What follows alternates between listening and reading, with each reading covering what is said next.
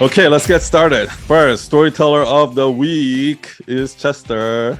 Congratulations. None of my carousels are actually personal stories. They're all examples and myth truth sandwiches, right? So how I come up with ideas for that is by connecting the dots. All of the stuff that I said in my carousels, they're not things that I came up with while I'm making the carousel. Those are ideas that I've already had for 10 years. It's just that I turned them into carousels, right? When you go on social media, a lot of coaches and a lot of personal brands, what they do is they just teach the lesson, just be yourself. Be authentic, or self-love is everything, or whatever that thing is, they just teach that. That's just memorization. What I do is I teach the same exact lesson that everybody else is saying. I'm not saying anything new, but in addition to the lesson, I give them an example that they can feel in their body. We need to be able to experience something and feel it, and then connect the dots, and then explain it to the person who hasn't felt it. So you can't connect the dots using logic. How I was able to connect those dots is because I just felt it. Content isn't about saying something smart. It's about making the audience feel smart, okay? So if you want your content to go viral, if you want to get a lot of views, if you want people to share it, what you have to do is you have to make the person who's seeing it feel smart.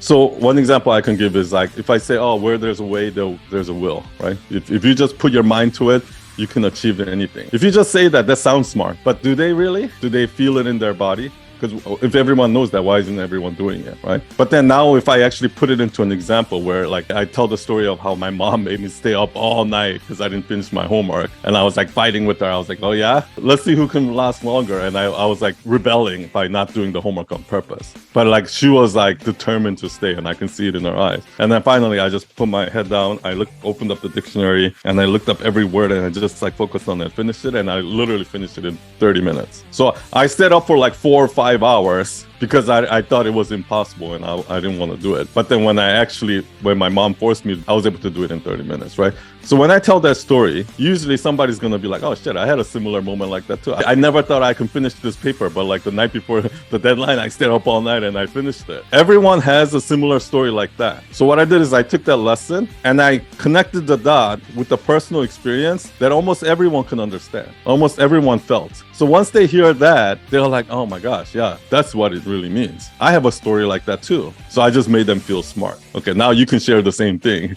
with your own story. This is how actually humanity evolved. So the first level, all the way in the bottom of learning, is just to remember. It's just memorization. Almost everyone that actually graduates college, that's at their level. They just memorize something. They didn't really understand. So first is memorization, and second is to actually understand that information that you memorized. And then third step is take that thing, the concept, and apply it in the real world. And then analyze what happened. And the next step is we figure out, we evaluate and see remove what's bad, tweak what's good. And then finally create is we find a better way to do it. And then what do? We teach that to a new person. And the new person has to now start from the memorization, understand, boom, boom, boom, boom, and they make it better, and so on and so on. And it's a circle of life, right? It's a circle of knowledge, right? And that's kind of how humanity has evolved. Right now, so many people are at step 1 or 2, and they're trying to teach. But in order to really teach, by connecting the dots like the way I'm talking about, you actually have to be at step 3. So unless you're actually a practitioner of that thing that you're trying to teach, it's going to be hard for you to do what I'm telling you to do. And what that is finding examples the audience will understand by connecting the dots, right? Because remember I said, we're trying to get people that are at step 1 who memorize all the nice little life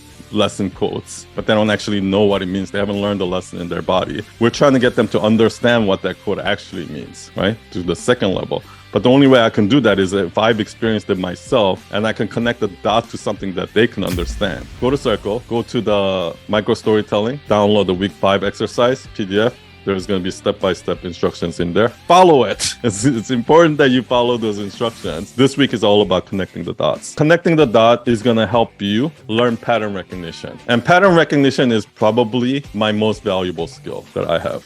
It's not design, it's not storytelling, it's not coding. It's literally pattern recognition.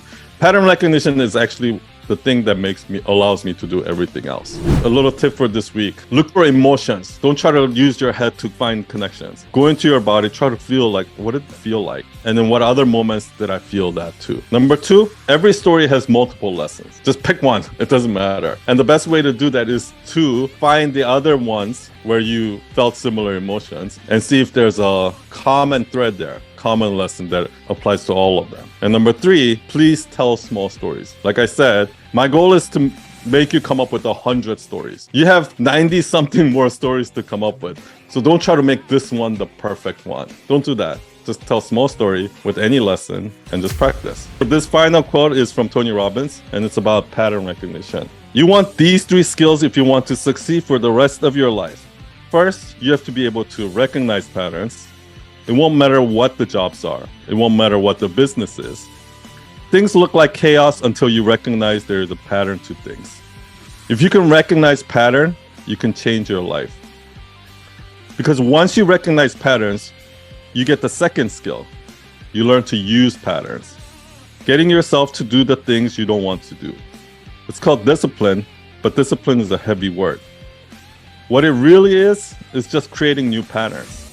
Once it's a habit, it doesn't take discipline. It's easy. If you recognize pattern and you can use them, you have real power. The third skill is to be able to create patterns. You want to recognize them, use them, and create them.